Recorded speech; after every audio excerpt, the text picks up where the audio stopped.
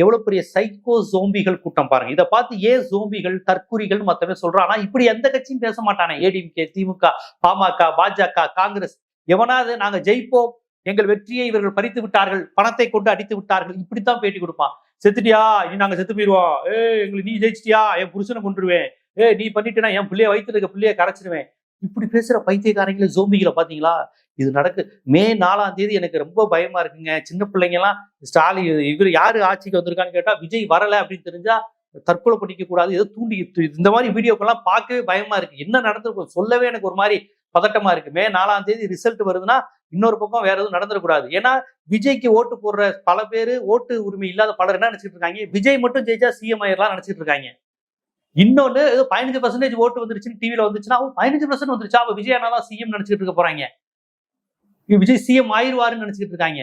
ஒருத்தன் கொடுக்குறான் 5 தொகுதியில ஜெயிச்சு நாங்க சிஎம் ஆயிடுவோங்கிறான். அப்ப எத்தனை தொகுதி என்ன, பெரும்பான்மை நம்பர்னா என்ன, 117னா என்ன, 118னா என்ன, 234னா என்ன, டெபாசிட்னா என்ன, எத்தனை வாங்கின வாக்குல இருந்து 6ல் 1 விழுக்காடா, 4ல் 1 விழுக்காடா, எந்த அடிப்படை அறிவும் உணர்வும் புரிதலும் இல்லாத ஒரு பெரிய கூட்டம் வந்து விஜய்க்கு ஓட்டு போட்டிருக்கு. ஓட்டு போட முடியாம 13, 14 வயசுல இருக்கு. இவங்க எதுவும் தப்பான முடிவு எடுத்துடக்கூடாதுன்னு பதட்டப்படுறாங்க. எனக்கு ரொம்ப பதட்டமா இருக்கு. அப்பாவை வாடா போடாங்கிறான், அம்மா ஓட்டு போலன்னா கொன்றுவேங்கிறான், என் பிள்ளை காட்டி போட்டேங்க, வயிற்றுல இருக்க என் குழந்தை சொல்லுது விஜய்க்கு. இப்படி பைத்தியங்களா இருக்கிறதுனால, மனநிலை பாதிக்கப்பட்டவர்களா இருக்கிறதுனால, மனநிலை பாதிக்கப்பட்டவன் எதுவும் விஷம் குடிக்கிறது தப்பு, சூசைட் பண்றது இல்ல மாசா விஜய்க்காக சாகுறத பெருமையா நினைக்கிறோம், இப்படி நினைச்சிட்டு எதுவும் பண்ணிட போறாங்களோன்னு பதட்டமா இருக்கு. ரிசல்ட் வர அன்னைக்கு இவங்க ஏதாவது முடிவு எடுத்துக்குவாங்க வேற பதட்டமா இருக்கு. இவங்க அமைச்சரவை பட்டியல் ஒரு பதட்டம்னா எவ்வளவு காமெடியாவும் அபத்தமா இருக்குன்னா, அந்த ரிசல்ட் அன்னைக்கு இவங்களால எதுவும் வேற மாதிரி நடந்துருமோன்னு பதட்டமா இருக்கு. அந்த குழந்தைங்க ஏற்கனவே நான் எத்தனையோ குழந்தைகளை விஜய்க்காக பலி கொடுத்தாச்சு. எத்தனையோ தாய்மார்கள் பலி கொடுத்ததை பெருமையா வீர சபதம் எடுத்து புறநானூற்று தாய் மாதிரி பேசிட்டாங்க.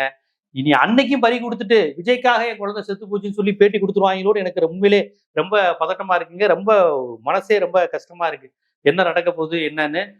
தயவு செய்து நான் சொல்றத சீரியஸா எடுத்துக்கிட்டு இப்பயே கொஞ்சம் பயிற்சி கொடுங்க.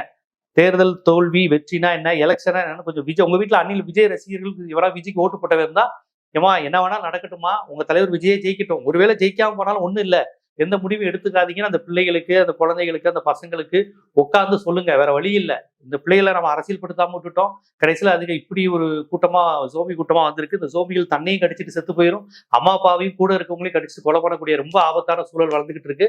தயவு செய்து குழந்தைகளுக்கு இது சொல்லுங்க. வெற்றி தோல்வி என்ன நன்மைனாலும் நடக்கும்னு சொல்லுங்க. இல்லைன்னா பெரிய லெவலில் தற்கொலைகள், கொலைகள், அதை வீடியோ எடுத்து போடுறது, செல்ஃபி எடுத்து போடுறது, விஜய் அண்ணாக்காக செத்தேன்னு பெருமை கொள்றது,